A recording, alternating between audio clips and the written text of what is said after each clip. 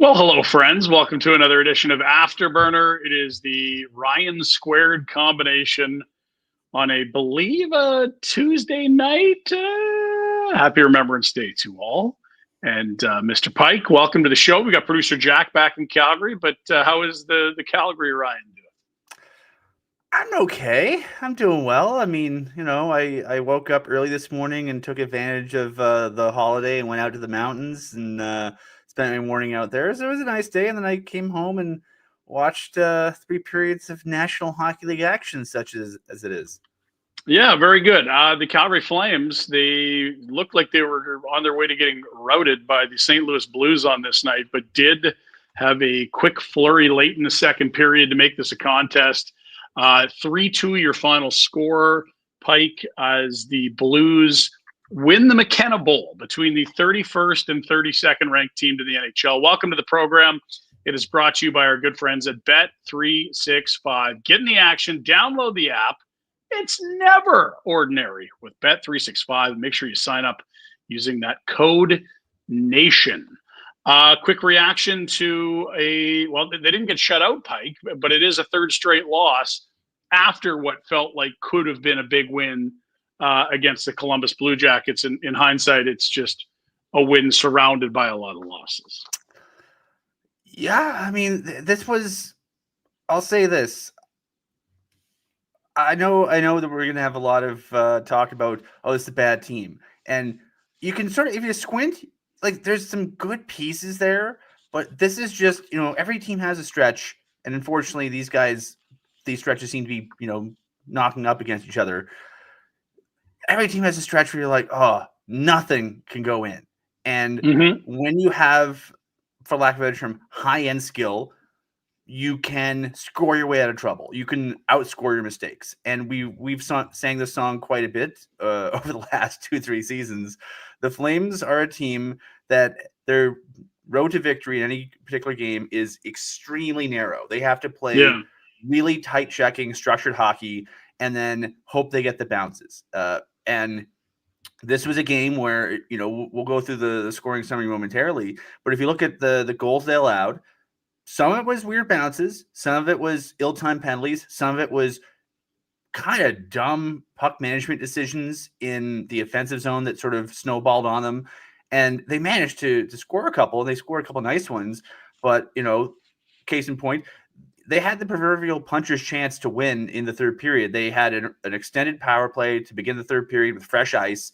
And you had the Blues, who probably, halfway through the second period thought they were home and cooled up 3-0.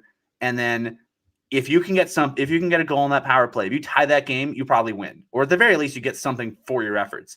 But instead, because they don't have that one guy on their team right now that can, snatch victory from the jaws of defeat, so to speak. They don't have that one deterrent, the guy that makes you go, don't take a penalty against these guys because so-and-so will score. They've had them in the past. They might have them in the future, but they don't have them right now. And as a result, it's a team full of good players that desperately need someone great to put them over the top in a lot of these close games. And, a year ago, they got the bounces, they got the saves, they got the goals at key times. And this year, not so much. And so they're four wins in 18 games. And they probably deserve better in some ways, but if you look at the body of work they put together, they've made enough mistakes at bad times in key moments of key games that if the 14 games they've lost, they probably have deserved to lose on some level. Yeah, I agree with you. I'll jump in on that comment in a moment. Just a reminder, if you want to jump in on the program, you can do so with the Super Chat. If you're joining us in the YouTube stream, add a monetary donation to your comment. That will guarantee it gets on the program. We'll read it and react to it. We'll hit your Super Chats later in the day, and all proceeds go to the youth centers at Calgary. Great local charity in Calgary, helping at-risk youth in high-risk areas.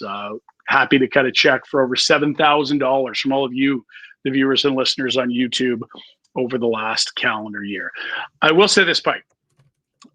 You ask if they're a bad team, and I will ask you, is there always a bad team? Are there always bad teams in a 32-team league? Because I don't mind the way you framed it, but what you have described and what we have watched is a 32nd ranked power play, a team that struggles mightily to score goals, that went 7.5 periods without a goal, and a team that sits 32nd in the standings. I mean, they're not all bad players, and there are good players, and there are a lot of NHL players. But if you just look at the standings, it's pretty obvious that through 17 games, 18, like, this is a bad team. And could they have gotten more bounces? Yes. But have they been on the losing end of 5 or 6 that they deserve to win? To your point, absolutely not. And so if you're of the mind that there aren't bad teams in the NHL and these are the best players in the world, and you can have that view, then no, this isn't. But if you're of the view that there's 32 teams, there's a top third, a middle third, a bottom third, this is a bad team. It's the worst in the NHL. And that doesn't mean they're all bad players. And it doesn't mean they're not trying. And it doesn't mean we need to fire someone to make a scapegoat of the situation. But when you look at this lineup and you compare it to, hey, the second worst team in the league, like the St. Louis Blues were coming into action today, they're at a deficit. And so call me a tough grader, or maybe that's incredibly logical. At this juncture, you can't call them anything but a bad team. They're 32nd in a 32-team league.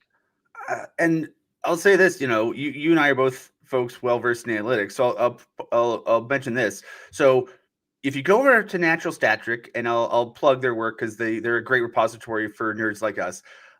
I went over to Natural Stat Trick, and I switched everything to just rate stats. So basically shots allowed per minute, shots, against per minute, those kind of things, and sort of went along.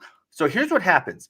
For the offensive stats, the Flames are usually top half of the league for shot generation, unblocked shots, those kind of things. Like pucks towards the net, generally speaking, things go the way the Flames think they should. They're the bones of their team, the system stuff of their team, the puck go in that direction generally works pretty well for them.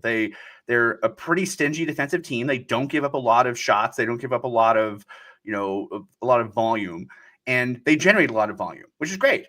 But when you drill down on their game, the thing that makes me think skill deficit is just offensively. When you get down to, we talk about, like, there's the every puck towards the net, and then you circle down into the meaningful chances, the dangerous chances.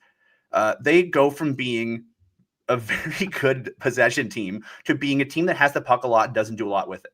And similarly, defensively, they're not bad. They don't give up a lot, but the stuff they do give up are your grade A's. Like, if you look back on Dustin Wolf, and I know, last year they had the benefit of a goalie that people did not have a lot of video on at the NHL level, and that, they had a lot of good luck with him. But if you look back, I'm pretty sure you could do the same thing with Devin Cooley too. If you look at every goal they gave up, the vast majority of them are preceded by a bad pinch, a bad break, a bad puck management decision, and then it snowballs on them. And as a result, they don't give up a lot of grade B chances, so to speak. It's either way off from the side, or it's here's a guy with the puck right. I bring up the game the loss against Minnesota is a good example, where they didn't make a lot of mistakes, but the mistakes they made left Matt Boldy completely alone with the puck in the net, in front of the net. Right. And these are the kind of things that happen with them. And so they have maybe 3 or 4 of those mistakes. They cannot overcome these mistakes. And as a result, if you're a goaltender, you're thinking, I got to stop everything. If you're a defenseman, you're thinking, I can't cough up anything. And if you're a forward, you're thinking, okay, we're going to score maybe 2 or 3 in this one. I got to commit to these chances. And as a result, everyone seems to just overcommit to everything. And it just seems like it kills them. I'd agree. And look, I mean, we talk about the saves that Wolf made. There's a 2-on-1 from Dvorsky less than 4 minutes in. Bushnevich from the slot, unmolested.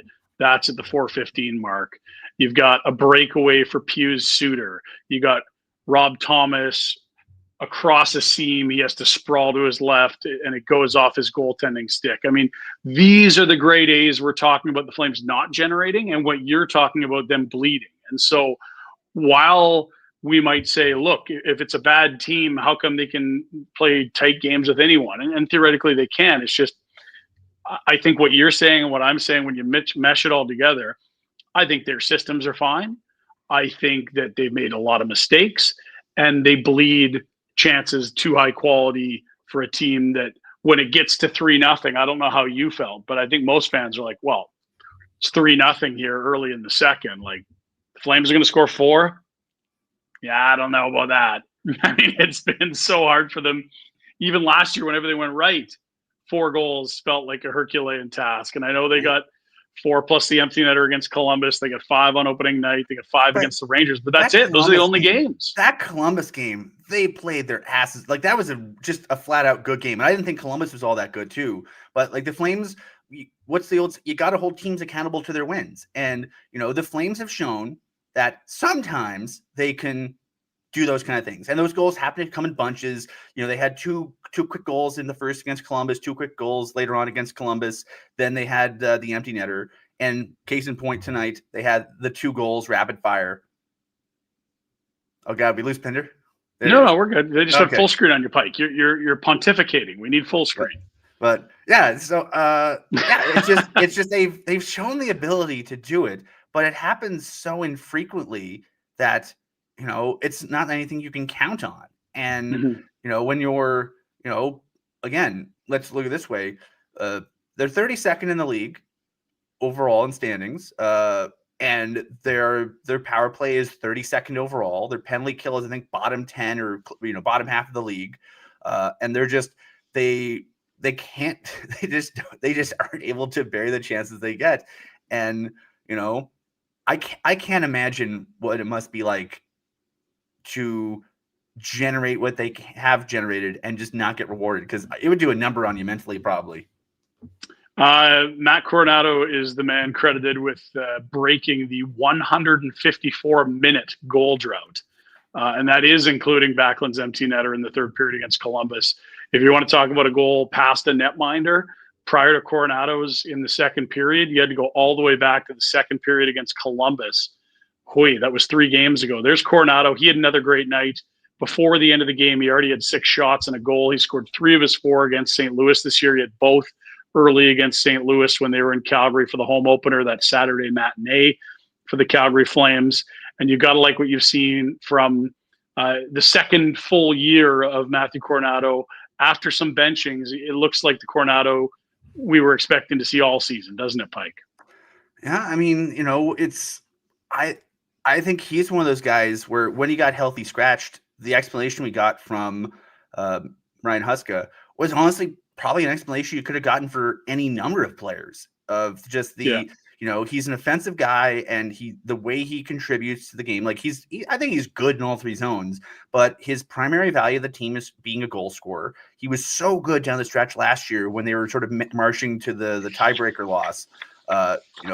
Especially like February, March, April, I thought Coronato was one of the 3 or 4 best players. So he was so good. And I think he, dating back to junior hockey, he puts a lot of the value he can contribute to a team in terms of goal scoring. And when it's not coming for you, I think you try to do too much. And I think, I would say look at some of the goals they gave up. I was thinking specifically, I think a common thread that the broadcast pointed out was the Flames were activating their defensemen a lot in this game, and they got some good chances out of it. But then on that second goal that they got against them from St. Louis, where you have, Yen Kuznetsov jumping into the rush, Uyghur left back to be the lone point guy. And then as soon as 4 bodies get below the circles, all of a sudden puck's turned over, going the other direction. And you're like, uh-oh. Because then you have a guy with a clean shooting lane, even though it wasn't a true breakaway. He still got a good shot off, and that's a tough one for a goalie to that's the kind of shot that Wolf's had trouble with all year. I think if you look at a lot of his sort of uncontested shots that he's allowed, a lot of the stuff is sort of far post on a rush like that. And, it's triggered by a young defenseman trying to help his team, playing within their system, jumping into the rush, but then he gets caught up. There's nobody who circles back, and all of a sudden it's an odd man. And they've had a lot of those this year. And that's just, if I'm Dustin Wolf, I don't know what he could have done in that one outside of just try to make himself big. But and that's probably the one he wants back. I mean, it goes through the body a bit. It's well placed above the pad, below the blocker, but still, he's probably going to say that's the one I wanted. The first is a gorgeous tip. You can't really blame him for it.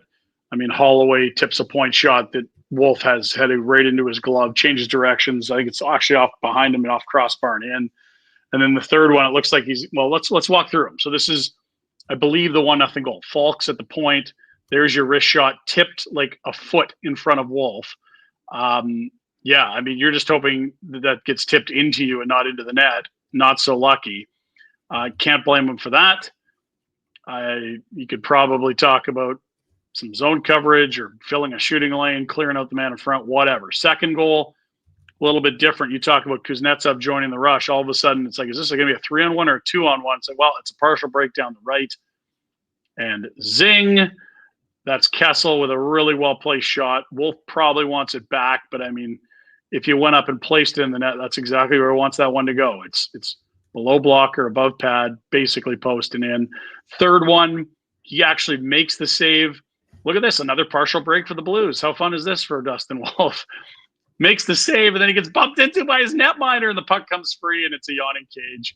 You feel for him, because I don't think the typical goaltending numbers are glowing for Wolf, and people are saying, why you extend him? But, like, can we talk about the quality of shot he's faced? Like, when he's not getting run over, it's a tip in front of him, or an odd man rush. I mean, I feel for the guy. I still think it's an excellent signing. He's going to be a great goalie in this league, but they're giving up a lot of really good chances against him. Those are the 3 St. Louis goals, and we'll get to the Flames ones in a moment, but just thoughts on where Dustin Wolf's head's at. There's a lot of pressure. You want to prove that you've earned this contract and that you can live up to it, but I just look at teams that aren't good in front of good goalies.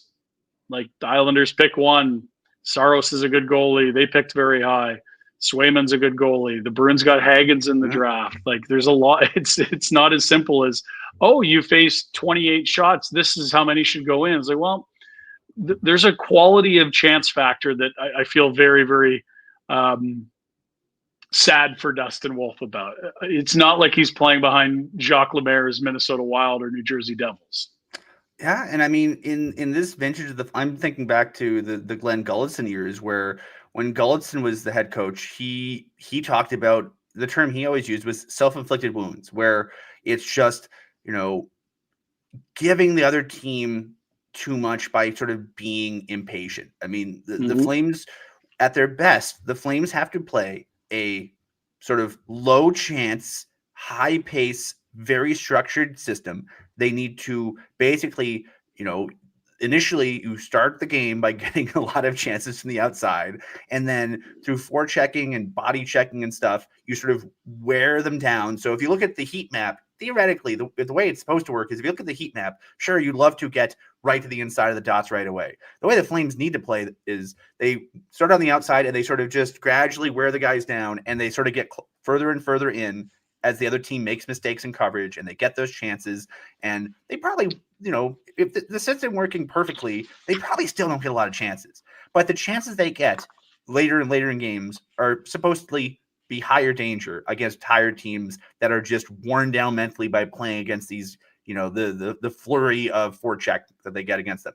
It's a very, very taxing system to play, and it involves a lot of discipline. And this year, we've seen the Flames, when they do sort of have that structure crack, that's, you get those crazy chances against it. I mean, the shape of the team is pretty much what Dustin Wolf saw in front of him last year, but the cracks in the armor are appearing far more frequently than they did a year ago.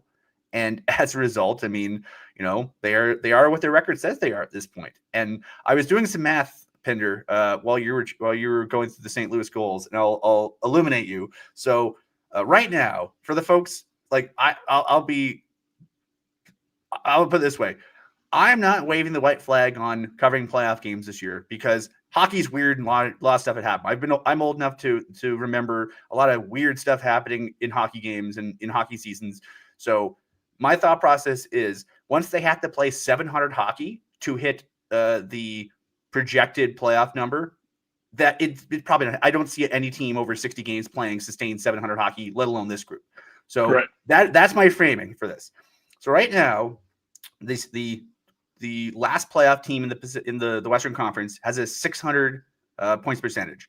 The Flames are 11.6 points off a 600 pace. So if you want to go factoring in games played differences, they're a little bit under 12 points out of a playoff spot with 60-something games left. I don't see them realistically making up a 12-point gap, but weirder things happen. To hit our pal John Lesession over at The Athletic, the current last playoff team in his current projections has 93 points. So let's assume, don't want to have tiebreakers again. Assume the Flames need to have 94. To get to 94 points, the Flames need to play 656 hockey from here on out. Not quite 700, but you can sort of see 700 creeping off on the horizon and going, oh, hey, guys. So needless to say, I think we're not quite at a point where the flag is being waved, so to speak. But I'm also saying, the fat lady ain't singing, but the fat lady, she's doing some warm-ups. She's starting to have some hot tea and getting ready to sing. We're not in the death knell, but I think there's an important distinction between impossible and improbable. Like you noted Dom's numbers before their loss today. I think they were 3% to make the playoffs. That seems like a number that's accurate. If I was going to peg it, I'd say between 1% and 4%. So maybe 1 out of 33 years, a team with this kind of a start and this kind of a roster can overcome it. And the team that they saw tonight was one of those teams. Back in 2019 or 18, I was confused the two. I think it was 19. They're last in the NHL in January. Jordan Binnington gets called up. He actually became the games played leader in St. Louis Blues net minding history tonight with this contest, which feels like it's happened quickly, but he's played a ton since that call up. And he went on an absolute heater, and so did the team, and they ended up winning the cup that year. So is it impossible? No. Is it something you should count on? Is it something that is a feasible outcome that you should expect? No. Again, what are your chances in that? Like, what sort of things are 3% likelihood in life? Like, that's whatever you think is about a 3% chance. Like maybe you going all the way to the end of the gymnasium, throwing a basketball on it, going in the hoop and not hitting the rim. That's about what this team has for making the playoffs right now. Is it impossible? No. Is it feasible? No. If it happens, it will feel borderline miraculous, just like the Blues team that did it in 2019. And I'll point this out too. That Jordan Binnington 2019 team has a weird parallel with the Flames because the Flames in 1985-86 had one of their worst losing streaks they've ever had. They lost 11 consecutive games, basically the 2 weeks before Christmas until the week after Christmas. They lost 11 straight. Mid-season, they brought up Mike Vernon, a minor league player from the farm system who had good numbers, and he just played out of his mind. And they ended up, completely turning it around. So, and that was also a team that, if you look at the bones of the team from the early 80s, for those of you who aren't old like Pinder and I, the early 80s Flames were beginning to turn into a wagon, and they just kept getting better and better and better. So that was a team, not quite, it was in its formative stages. They had Badger Bob behind the bench. You had a lot of players who end up becoming Hall of Famers, and they had Hall of Famers in the waiting their way through the system, one of which being Mike Vernon. But, that St. Louis team had a pretty good group. They just couldn't get a save. And then they just dropped in a very strong goaltender in waiting, and everything just clicked. Sometimes if the bones are good, sometimes things just click. Sometimes, though, as we're seeing here, the Flames have the right goalie, but the things just aren't clicking. So, the hockey gods tend to work in mysterious ways. And this year they seem to be working for the Flames in the opposite direction as they did for the Blues in years past.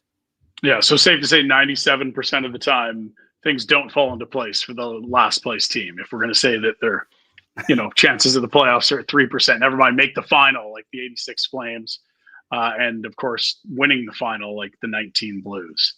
Okay, let's say a big thank you to our good pals at the Unicorn, 2 locations in Calgary, the Mission location and downtown, both walking distance to the Dome. And in fact, they're one of few anointed Calgary Flames pubs by Molson Canadian. They're going to surprise a few fans along the way this year with tickets to the game. You think you're going to watch the game at the Unicorn? That sounds awesome. We'll do you one better. Finish your pint at the Unicorn. We'll buy you another round, and then we're taking you to the Dome. Also, great food, darts at the Mission location, always a hit. And the place to be when there's a sporting event going on around you, the downtown location and in Mission, the Unicorn. Yeah, in fact, you were there earlier this season with me. Yeah, very nice. And I'll say you can walk from either location. The Stephen Avenue one is a bit of a longer walk. I'd say if you're thinking maybe they'll be nice to get tickets, wear a jersey down, be polite to the staff, and go to Mission. It's a quicker walk from Mission. You've got transit on near Stephen Avenue. I'm not going to let you slander the downtown location like that. A point well made, though. Walking distance, indeed. A couple other things I wanted to note. The Blues have had the Flames number. The Flames haven't been bad forever like fans will make it out to be. This was a team that 3.5 years ago was leading a second-round series, albeit a reverse sweep after winning Game 1 against the Oilers in the Battle of Alberta. It's been a long run of tough grinds against St. Louis. This is 8 in a row for the Blues against the Flames. Yeah, and remember that they had the weird schedule last year where they had those 2 games in the same week in January. And I remember when the schedule came out, all of us were going, St. Louis in January? That's kind of weird. Twice? I think the NHL was experimenting with like baseball-style scheduling where they could just sort of minimize travel, and a few teams experimented with it. And I don't know how the feedback was, but they haven't gone back to it this year. And I don't think the Flames particularly like spending that much time in scenic St. Louis, but especially with the results. Like it was, again, both those games were those were probably the 2 of the worst games I've seen Dustin Wolf play.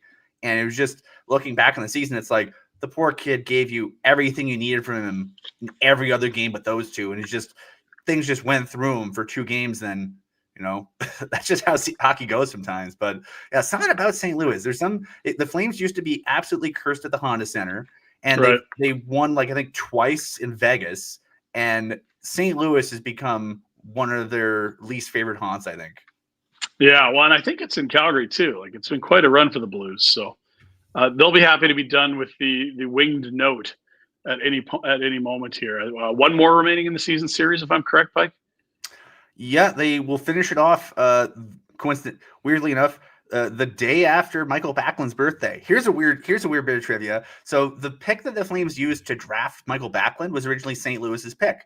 And I believe they swapped picks. They traded down with St. Louis and got an extra pick. I believe they picked John Negrin with the extra pick they got. But Ian Cole got drafted by St. Louis, and the Flames got Michael Backlund. So it is kind of interesting that the day after Backlund's birthday will be the end of the season series with perhaps one of the most despised Flames foes in recent years, a team that they might point to and go, if only it wasn't that week in St. Louis. Well, and they said that last year. You lose a tiebreak to the Blues for the last playoff spot. Those 2 games, pretty hard to ignore when you look over the list of the season. Where was there a point or two? Oh, those 2 games and 3 nights in Missouri. Really, 4 points for them, 0 for us. Ouch. Wanted to show you the second Flames goal. It's the only highlight of the game in terms of goals we haven't shown you. Rasmus Andersson, 25 seconds after Matthew Coronato made it 3-1, suddenly made this a hockey game. There was a period where this was contested, and it actually wasn't the first. It was the third in a sense. So they still haven't even announced the goal, I don't think, in the building yet. And there's Rasmus Andersson, lots of traffic in front, right point, and good to see Rasmus on the board. It hasn't been a banner year for him, but that's 3 goals for him now.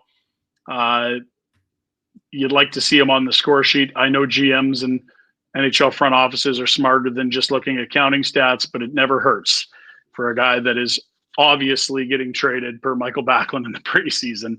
Thoughts on Andersson's season and where his stock might be at as compared to, I don't know, last year's deadline, the last chance they would have had in season to move him?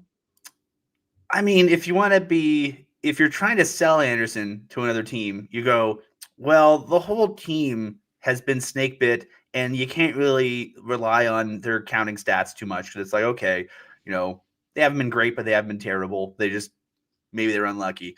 If you're being less than charitable to him, he hasn't had a good year. I mean, he's bless his heart. Again, he's one of these guys that I'm never going to fault the effort or the give a hoot, because he's, you can tell it means a lot to him to have the Calgary Flames do well because of, I think, how invested he's been in the team and in the community.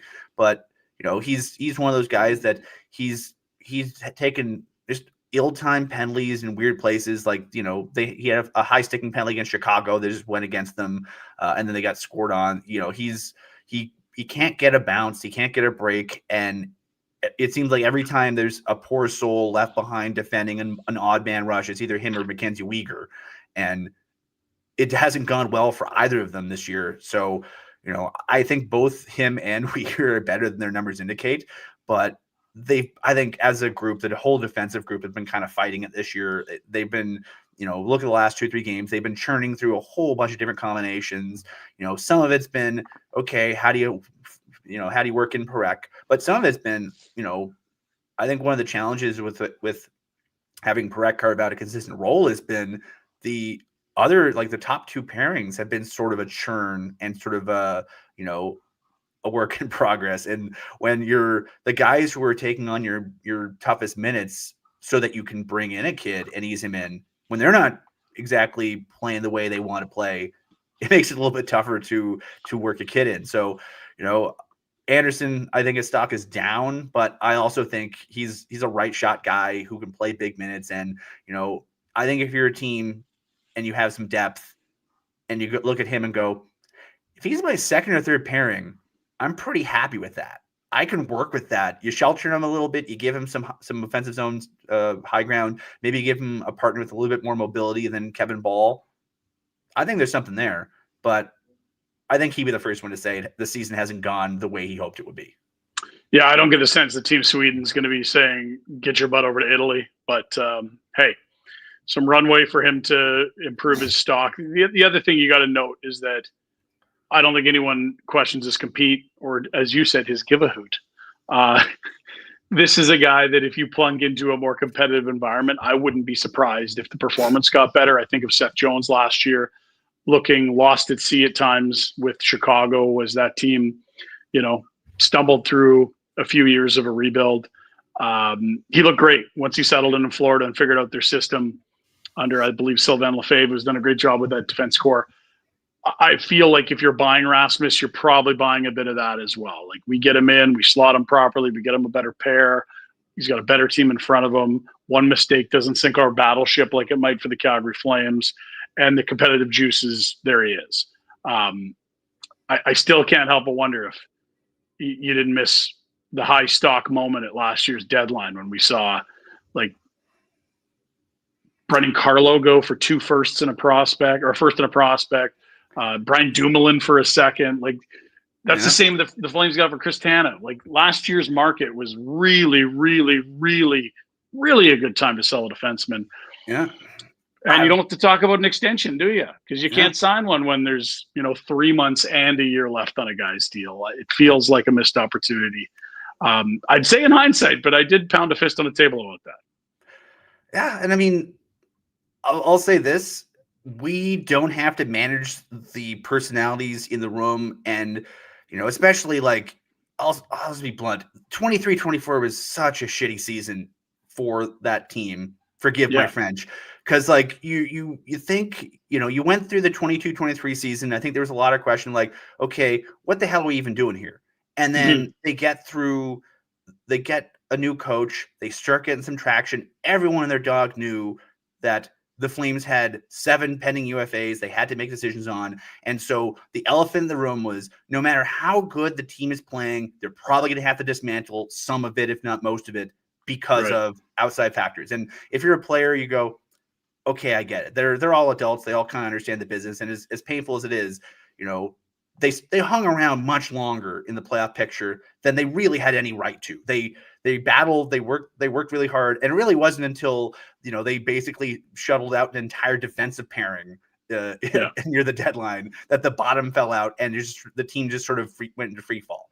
And I think if you're Conroy, you look at that group that they went through all the drama with Daryl, and then they went through all that drama of the noisy 23-24 year, the dismantle and flight year.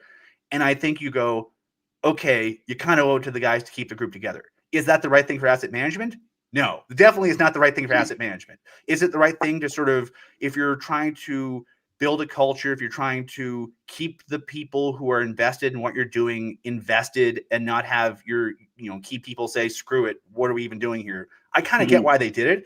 And I don't know if I would have done things differently if I was in that chair, simply because of how things were going.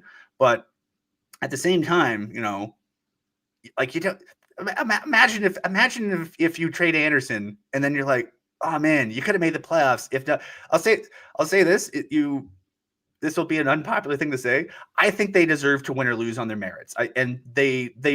They proved that they were good enough to hang around and bad enough to lose on tiebreakers. And I think that was an accurate representation of the talent level and the effort level of that team.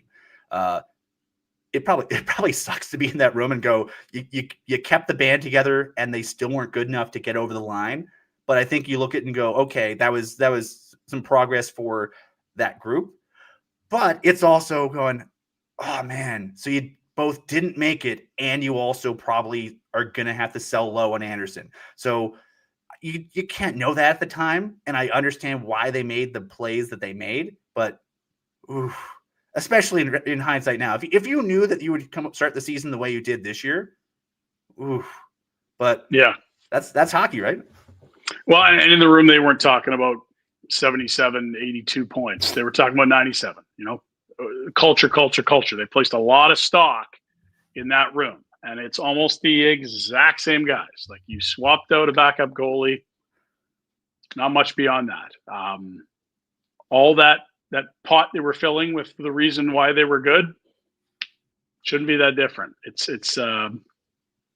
just shows you maybe winning just feels good. It wasn't the culture, and the culture might be fine, but they certainly aren't winning, and it feels a lot worse.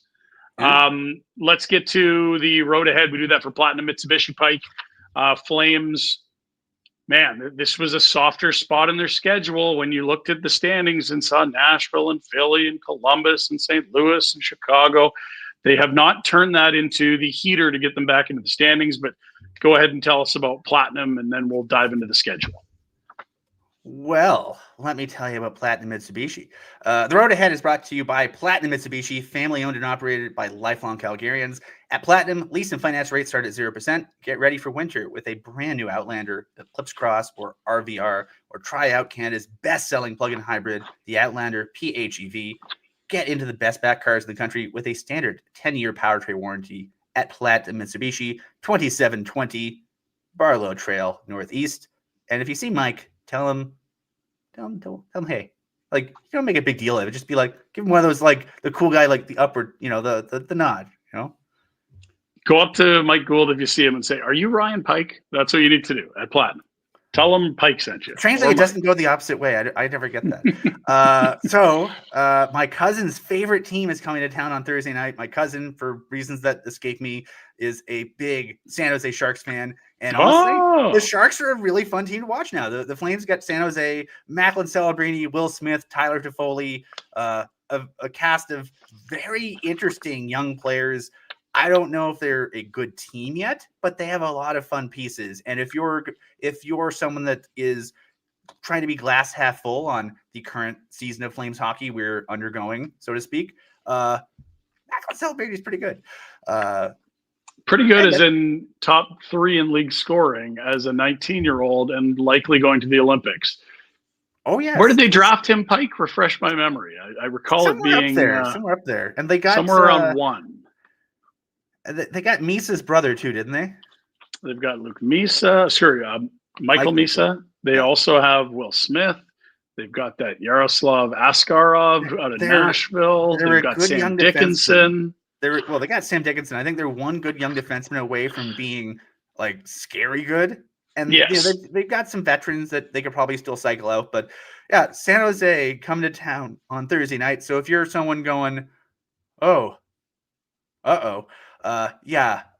because San Jose is young, they're fast, and they don't know that they're not supposed to be good yet. So that'll be a challenge. After that, Ryan, Saturday night, 8:00 game, Calgary Flames host the reigning President's Trophy champions, the Winnipeg Jets, who are 9-6-0 as of right now.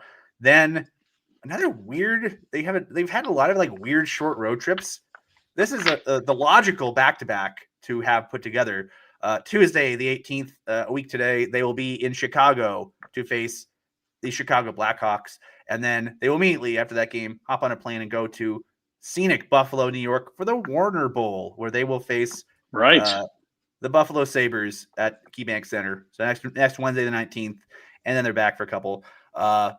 It's a kind of weird schedule because they got the games every second day. They got 2 days off, and then back-to-back, then another couple days off. Then I believe coming up after that is, yes, another back-to-back, a Saturday-Sunday back-to-back. And then the Vancouver game on the 23rd is the start of a 5-game road trip that takes them to the end of the month. So I think if there is any towel or flag waving at any point, towel throwing, flag waving, whatever you want to call it, that 5-game road trip where you go at the end of the month, here's the road trip. Vancouver, Tampa, Florida, Carolina, Nashville. And I mean, there are no back-to-backs in there. It's every second day. The travel won't be horrendous, but are there any easy nights in that group? So that old Southeast Division swing, Pike, is incredibly difficult. Carolina, Tampa, and Florida, they've seemed to play in sequence every year, and rightfully so. They're all geographically in the same neighborhood. But you start in Vancouver on the opposite corner of the continent, and then pass through Tennessee on the way home. I mean, it's always tough. It starts with a back-to-back. They play Dallas on a Saturday, fly over to Vancouver, play Vancouver, and then fly to the other side of the continent. Yuck. You mentioned Celebrini. I sent this to Jack earlier today. And I think a vast majority of the fan base is very much on Mission McKenna, so to speak. And by the way, nationgear.ca, we found a random name in the phone book and decided to make it a mission. But if you're wondering why you might want to pick high, here are your NHL scoring leaders coming in today's action. There's Nathan McKinnon, good boy, first overall. There's Connor Bedard, good Western Canadian boy, first overall. There's Leo Carlson, who was a surprise pick at 2, but in hindsight, looks genius. Fantilli went 3. That's looked really good for the Ducks. Oh, there's Macklin Celebrini. He went 1. And there's this young fellow, C. McDavid. I'm not sure of his first name, but he also went 1. Those are your top 5 scorers in the league. I don't know that it's going to be tough for fans to find a silver lining if this team isn't good, Pike. I think the conversation is more like, how bad can we make this team so we can get a player of this ilk? The Flames are a team so just absolutely devoid of a game breaker. You look and see all these number 1 picks and a number 2 pick there, and you're like, yeah, I could see long-term it being really good for the Flames to maybe not be awesome this year and even next year. Yeah, and I mean, you're not guaranteed first overall, but if you look at if you go to Daily Faceoff and check out Stephen Ellis's prelim rankings, and as we get closer to, I'll give a cheap plug to our nice friends at the CHL. November the 25th, they're doing the CHL USA Top Prospects game in Calgary. There's another game the day after at Lethbridge. Good tickets still available, and they're inexpensive if you want to go to the game and then fill up your scouting notebook and brag to your friends that you saw them live before the Flames drafted them, because the Flames drafted a couple guys from that game last year. But if you look at it, go best case scenario, you get the lottery balls falling the way you want, and you get Gavin McKenna. The worst case scenario, if you're 32nd, is you've dropped down 2 spots to third. Yeah. Boo hoo hoo. You might have to settle for that Verhoff kid, or settle for Ivar Stenberg, who's 12 points in 17 games as an 18-year-old playing in the SHL, one of the best leagues in the world. So, needless to say, there's a lot of players at the top end of that draft who could be very, very good. Sometimes, it's the draft. Sometimes the draft year's not on your side. Like if you look at that 2013 year where the Flames got Sean Monahan, the rest of that first round kind of falls off a cliff very quickly. So you can't really, you don't know how the future is going to unfold. But the Flames are a team that, if you look back at the last 3 years of drafting under Craig Conroy, they've hit on some guys. Sam Honzek took a little bit longer to turn into an NHLer, and I think the jury's obviously still out about what kind of NHLer he's going to be. But I think he recovered from some rough go early last year to become one of the more reliable players in the Flames. Matthew Gridden, they got late first last year, but if the difference making level between someone who you draft in the back half of the first round and the top 5 or 10 of the first round, it's night and day. And we discussed off the top just the idea of, man, they can get a game breaker, somebody that can help them tilt these close games in one other direction. It can make a bad year kind of feel kind of productive. If I know the quote went viral, and I think what people say and what they do are two different things, but if this team comes to the realization that maybe they don't love their core as much as they think they might, or maybe the offers get to a point where they're like, hey, we really like these people, but we have to do this for the future of the organization. I mean, certainly Nazem Kadri's a name that'll pop up. Blake Coleman's got 2 years left on his deal. Rasmus, I think we're all expecting to get moved. Maybe Joel Farabey's a guy that could add. It seems like there's too many wingers to begin with. You don't have a Marty Pospisil healthy. You'd love to open a spot for Gridden in the spring if he's earned it, or any other of the young Wranglers that are, I think reason to be excited. There's a lot of B prospects in the pipeline that could be good NHLers. I mean, what's a realistic timeline in your mind, and looking through the history of when deals get done for a theoretical Andersson, Kadri, or Coleman type trade if they come to fruition? I think as you get closer to the Olympics, I think teams will gradually really start taking stock of what they have and what they need by midseason. I think once they announce Olympic rosters, I think you're going to start teams really thinking, like I'd say, you guys were in Toronto for the All-Star game that year. They traded Lindholm. I think something around those lines. That seems to be kind of when GMs sort of get off their wallets and start making serious offers for assets, because at that point you kind of have a good idea what your deficiencies are. You are kind of what you are by the 35 or 40 game mark, and sure. Hell, let's be honest, you probably are what you are by the 20 game mark. And so you use the intervening time to sort of start figuring out, okay, what are we doing here? So I'd say probably I would say sometime in January would be more or less what I think. When should Rasmus Andersson reach out to Derek Newman? This is my question, because he may be in the selling market. End of January. If he reaches out to Derek Newman, though, he won't want to leave, though. That's the problem. Well, and to be fair, you don't need to put Derek on retainer and wait 6 months. You can get some things happening right away, Pike. I mean, we're talking about a guy with great network, buying or selling homes. It's the Derek Newman Group with CIR Realty. Look, maybe you're moving in a hurry. Maybe you're looking for a second property. Maybe you bought and sold a ton. But here's a guy that is Calgary through and through, with a great network that knows the market well. I would recommend him to any of the aforementioned names, should their names end up on a NHL fax machine, either late 25 or early 26. They do everything by email now. Give us his email. They'll need it. Fax machines. Jeez. Fax machines. Well, give us Derek's email then. If everything's email, let's go. I don't know what Derek's email is. We haven't talked. It's in the read. You just read the read, and then we'll have it. Well, we have his phone number because he's that kind of a personal guy. He is. It's true. If you're interested in buying or selling your home in the greater Calgary area, call Derek at 403-619-6661, and he'll make it easy for you. Let Derek put his network to work for you. All right. I believe it is dnewman at crrealty.ca, but let's. I'd be shocked if it isn't. I'd be shocked if it isn't. Maybe it's .com. Try his phone and he'll give you his email if you need it. Just text him Mission McKenna and he'll get back to you right away. He can send you the proper email address. That's on us. It's because Pinder's on vacation in LA. He doesn't have his damn liners with him. My fault, Pike. My fault. Let's get to some super chats and we'll close the show with our Bet365 bet of the night. Supers, here we go for the youth centers of Calgary. People attaching monetary figures to comments, and we'll read them. Uyghur-1 tonight, minus 60 in this year, still worse than the NHL.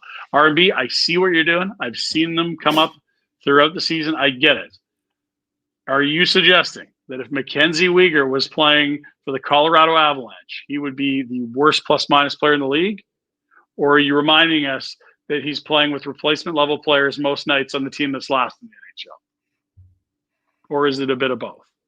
Because I feel like there's a lot more happening than just Mackenzie Uyghur is the worst defenseman in the NHL, because he's not. I don't think that the Mackenzie Uyghur equivalents. If you look at the other guys who are vying for Olympic spots, who are in the mix for Right. Olympic spots. Yeah. I don't think a lot of them are playing with Joel Hanley and Yan Kuznetsov. And that's no slight meant to Mr. Hanley or Mr. Kuznetsov, both fine gentlemen and hockey players. But they're not quite – they're the second best guy in their pairing. Yeah, nor the Jake Beans and the Daniil Miramanovs, who he's also been paired with at times this year. I mean, it's – I feel for Uyghur, and I advocated for it. I would have loved to see him and Parekh. Maybe it's not a stylistic fit, but, let some high IQ hockey players play together. Nothing against Joel Hanley. He's been great. You picked him up on waivers. He's an NHLer. That's a win. Is he a top pair guy on any organizational league? No. Is Mackenzie Uyghur a top pair guy? Well, he has been, and he's got the skill set of a guy that you'd find on a top pair. He's done some heavy lifting, but yes, R&B, we get the point. More from R&B. I'm suggesting that Uyghur's declining at age 32. Perhaps.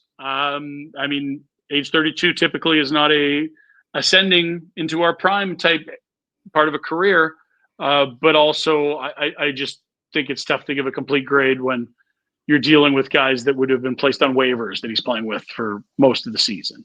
I'm glad or R&B not being is the playing NHL. the hits. R&B is obviously playing the hits tonight. Yeah, and look, I'm not going to argue that a 32-year-old's declining in the league. Like 95% of them are. Like Mark Giordano's the outlier.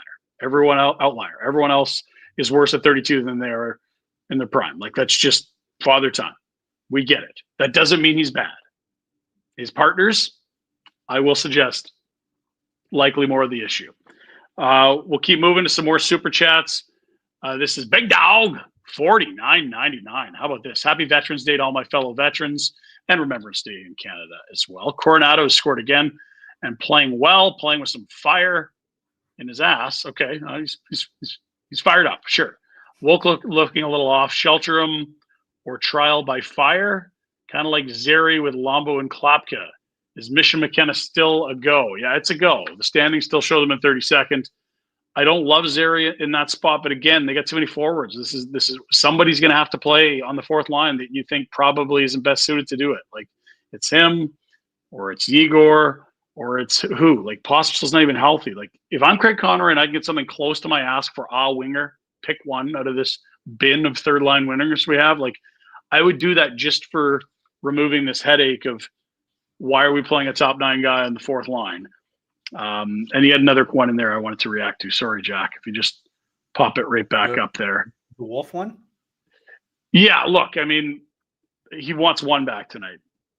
Maybe you stay on that second one, but he gets bumped into. I feel for Wolf. I don't think Wolf's a bad player. I think that deal is going to be a song for the bulk of his career in Calgary. You got him locked up for 8 years.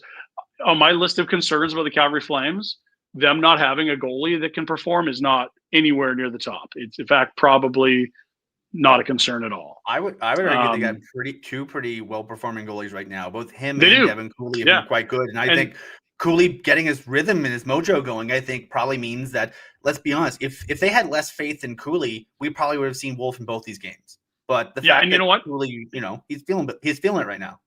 Yeah, Cooley's been great and has not got a win to show for it, but has been performing very well. If you're really behind the curtains, if the Flames are worried about Wolf, you're going to see more Cooley. And even if they're not, you might just see more Cooley because he's playing very well.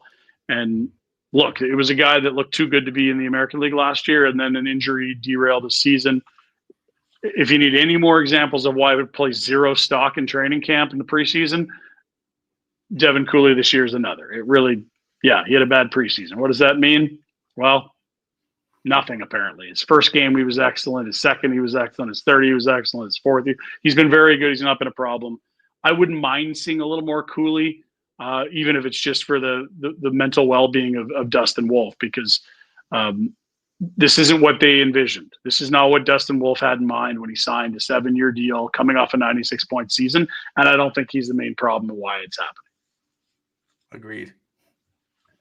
All right, shrimp on the bobby. Another couple Aussie bucks. Shooter shoot, shooter score. Never scratch again. Yeah, I'm kind of in that camp. Matt Coronato had 11 shots. Was it against Minnesota or was it the other game, Chicago? One of the two? Chicago. He had 1 out of 3 shots on goal for the Flames. Oh, jeez. Yeah, just keep doing what you're doing, kid. And he's up to 4, which certainly isn't a world-beating pace, but you start to prorate that and you're like, yeah, get rid of the scratches and a bit of play that maybe he was squeezing it too much, is what the coaches suggested. Like, I don't worry about Coronato. I don't worry about Wolf. They are not anywhere near the top of problems. I'm with you, Shrimp on the Barbie. Never to the rafters again, especially on a team devoid of offensive game breakers. He's like, you might be one of two guys that you can count on to be the goalie from distance, like him and Igor. Not a lot of guys on this team can shoot and beat a goalie clean from the top of the circle. Those two are. All right. Next one, Dylan, $2 from Canada this time. Carlson points the same as Nazem, Hubie, and Coleman put together. It is true. Anaheim has scored goals by the touchdown, apparently. I watched them put up 7 in back-to-back games. Anaheim, you talked about San Jose being fun. Anaheim, Montreal, San Jose. If they're ever on TV, you're not going to find more fun teams because they're not all the way there yet. Maybe Montreal's closer to the finished product of a contender, but never boring. No lead is safe on either way, and good young talent. There's nothing quite like watching a young star and watching what they're going to be and wondering about how great they can be. Anaheim and San Jose are filled with them. Leo Carlson's been unbelievable. Cutter Gauthier's off to a great start. Bennett Seneca's had a great start. In San Jose, we went through the names. If you see those two teams or Montreal, tune in. It's not going to disappoint. Yeah, and I'll point out Leo Carlson, second overall. Second overall, as noted in my very nifty graphic. A nice young Swedish boy. Strangely, there could be a nice young Swedish boy available at 2 or 3 this year. Ivar, let's go. Next one, R&B again. Great polls tonight. Thank you, Jack. Could any of the vets or trade pieces bring back a good prospect or someone who was a high draft pick in recent years? Yeah, absolutely could. Nazem Kadri would upgrade a lot of teams' second-line center. Rasmus Andersson would upgrade a lot of teams' second-best right-shot defenseman. Blake Coleman would upgrade a lot of teams' checking line right or left winger. Joel Farabee could be a good add for a team that's lacking depth on the wing. Those are just some names. I don't think it's unreasonable to think they'd get prospects or high picks back. I really don't. Again, Brendan Carlo, first and a top prospect, went the other way in that deal last year. Scott Lawton, a fourth-line center, got a first. And I'll point out the Flames. If you look at the depth chart, the Flames are at the point now where they have so many bodies they want to get ice time for with the Wranglers, and this is after having call-ups and waiver claims that we're not seeing Ed Chamarin or Andrew Basha or Carter King, among others, get everyday minutes because they have guys they're rotating through, and this is without the dozen guys playing in college and a handful of guys playing in Europe who will be coming in the next few years. So even on the prospect spot, you mentioned the amount of B-level prospects they have. You could add a sweetener to a lot of these trades you're thinking and upgrade what you get, and also potentially deal with the backlog of guys you have. So I don't think there's anything that's necessarily off the table if they get the kind of offers they like. I agree with that entirely. Let's keep rolling. Super chats for the youth centers of Calgary. And that is all, boys. That is it, Jack. Okay, very good. I want to get to our bet, and then I'll close with a quote from my 10-year-old son. Beautiful. One of the twins, which I thought the good one or the bad one? They're both depends what we're talking about. They're good at different things. My sports nerd kid kind of nailed it, and we'll get to it in a moment. First for Bet365. Whatever your bet, it's never ordinary with Bet365. We're talking puck line. We're talking game props, player props, over-unders. You can bet live in-game. Whatever you're doing, it's never ordinary. Download the app. Enter that code NATION. Tomorrow night, this will not be boring. It's the Oilers in Philadelphia.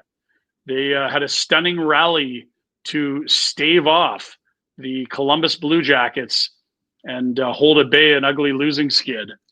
The Oilers got aerated by everyone following the team. They were booed off the ice on Saturday or 2 nights ago after 40 minutes, only to come back and win. It is getting very interesting in Edmonton, where Bouchard's not performed. Matthias Ekholm does not look like the player pre-injury that they suddenly have locked up for a long time. The young pieces like Savoy and Howard have not been producing, probably as a reasonable expectation would suggest they wouldn't, given that, they haven't been NHLers before. One's a first year out of college. This will be interesting. Someone that has been good for them is Jack Roslovic. He's on a nice little heater for them. How do they respond? It wasn't a good effort against Columbus, but it was the right result. They only have 4 regulation wins, Pike. That is one more than the Calgary Flames. And they love. Are they in a playoff spot right now? I don't believe they are, but they're probably right on the bubble of where the cutoff is. The difference being a lot of their hay has been made in 3-on-3 and shootouts, which of course don't exist in the playoffs. So they're looking to get right. It's not the first time we've seen an Oilers group stumble in the fall. It'd be totally fine in the spring. But I think a lot of eyeballs will be on this game tomorrow night in Philly. The bosses, when the bosses were in town last week, they used the term Oiltober to describe how terrible Oiltober. Every October, the Oilers just are seemingly shambles, seemingly. And yeah, it helps if you have the firepower they have to score your way out of it. But you can play 20 minutes and win a game. The Calgary Flames do not have that luxury. I know it's fun for other fans. Don't have that luxury. It's not just There's probably it's a very few number of teams that can do that. Like a healthy Florida, probably Colorado, certainly Vegas. The list shortens up pretty quick after that. Yeah, for sure. Contenders can do that. The mere common teams, mere participants in the league, can't just do that. And Pinder, before we go to wisdom from your 10-year-old, yes, I'd be remiss if I did not mention. Did you see the CPL final? I did. I was actually in a cabana at plus 32 at a water slide park watching soccer players in 8 inches of snow. I could not turn it away. We had Red Zone on, and I was like, I'm sorry. I can't peel my eyes away from this. Sent a message to Tommy Wheeldon. The boys are hurting, but they gave it their all. In those conditions, an instant classic for the CPL that's gone viral. I think they registered something like 780 million views, impressions around the world. Soccer is the biggest sport on earth, and that game put the CPL on the map. They were a part of it, just on the wrong end of maybe the greatest bicycle kick we've ever seen in the snow, because maybe it is the only bicycle kick we've ever seen in the snow. I believe, I forget which sports network I saw, but so I apologize for misattributing this. One of the networks called it the icicle kick, and the icicle kick is what it's being dubbed. Yes, just beautiful. But yeah, it was on ESPN down here in America. I can tell you that. Yeah. Condolences to the boys. Another great season. 3rd year in a row in the final. Keep your heads high. You played your asses off. And the nice thing is, that if you're looking for a silver lining, folks, they get a regular training camp for the first time in a while next year. They don't have to go and play in Mexico or Victoria or in February. They can have like a regular season and have hopefully get off to a slightly better start this year. But yeah, I think people I know who don't watch a lot of sports, like casual fans, have texted me going, "Oh, that was Calgary's team in that game? That was nuts." So yeah, we tip our caps to Cavalry. It was a hell of a year. Hell of a year indeed. 3 finals in a row, and I would argue the best team that you've seen in 8 years of CPL soccer. So tip of the cap to the fellas indeed. Finally, I'll set the scene. We're staying in a friend's house. Got lots of kids off at college, empty nest. Come on in, bring the crew in. Got a dog the boys are playing with. One kid's not terribly interested in Flames Blues. The other one is. One wants to go watch a movie or play video games, need an iPad. Let's play fetch with the dog. And the other one's watching the whole game, just taking it all in. Dad, feels like the Flames are never good and never bad. They're just meh. And I thought, for the last 30 plus years, if you had to really put them in the good, bad, or meh category, it's not far off. Let's hope they're bad this year so they don't have to be meh moving forward, Pike. Yeah, and Brad Treliving, when he was here, always said that, when every time the conversation came about like potentially packaging a bunch of stuff to trade up, the Flames in many years, I think there's one year, I think that the 2013 year is the one I vividly remember, but there's other years too. There's always talks about like, could the Flames package everything they have together to get up to first overall? They've never had a top 3 pick. And the phrase that Brad always used was, yeah, the teams that get those high picks, they go through a lot of pain to get there. And let's be honest, I think the Flames and Flames fans this year are going through quite a bit of pain.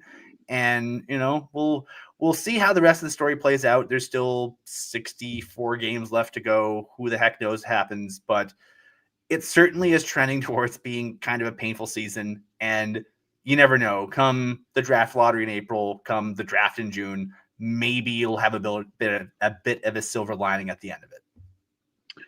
Yes. Let's hope there's much less meh in our futures. Thanks for joining us on Afterburner for Pike. Wait. Thanks for We Jack. got two more super chats. Sorry. Super's coming in hot. My apologies. Yes. Thank you, Jack. Let's No, get you're back to it. All right.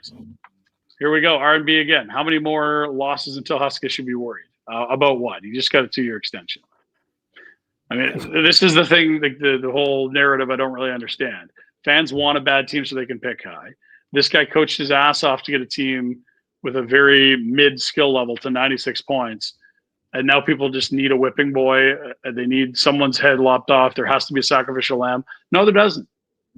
I don't think he's forgotten how to coach. I don't think last year was him, letting other people make the decisions. Is he perfect? No. Is this roster perfect? Far from it. I think there's a lot more roster construction challenges than there's been a coaching staff that doesn't know what they're doing. So I wouldn't worry. He's being asked to run a Formula One race with a Ford Pinto. He's doing the best he can, but sometimes it's a hardware issue. I agree entirely. And look, like we understand the owner doesn't love paying people to not work. He doesn't love retaining salary. He has had to pay 2 coaches at the same time, and every time he does, it seems to go to a brand new discount aisle type coach, not a seasoned veteran. I don't think the organization's eager to put a second coach on the payroll with this roster in front of them and say we're going to get way more. Are they under delivering on their skill, or is this kind of where they are? And you could say he's tweaked too much, or why isn't he doing this or that? But again, he's not getting filet mignon that he has to just deliver out to a table here. It's not the best meat he's dealing with here. Yeah, he's trying to make chicken salad out of less than opportune ingredients. Nice tightrope walk. Let's get to the final super chat of the night for the Youth Centers of Calgary. Jack is a faux. What the heck is that? From Foster Child 279. Jack, explain what the hell's going on. I had to Google it. I have no idea. I'm still trying to figure it out. Because I know FAFO. That's bleep around and find out. But this is not that. I don't know if this is a shot. Are they saying nice things about Jack or mean things about Jack? We'll get back to you on the next Afterburner. We'll know by then. Main show tomorrow. Be Dean and Retro back after the Remembrance Day break. I believe we can play that clip, Jack. I won't be there, but I could be there. Flames look like a team struggling for offense firmly in the McKenna sweepstakes end. Probably use that tomorrow. Oh, yeah, we'll use that tomorrow. I thought we were going to use that for this. I thought we were just going to run that clip and just call it a night. I mean, we really should. We could take a month off and just loop that on the channel. It's been that for a bit. Flames lose again. They did score tonight, breaking a 2-game shutout streak. 3-2 the final in St. Louis. They fall to the Blues. 8th loss in a row to the Blues. Barn burner tomorrow. Next action, as Pike laid out, the very exciting and lots of high picks San Jose Sharks. Shouldn't be boring back in Calgary. Thanks for being with us. See you, buddies.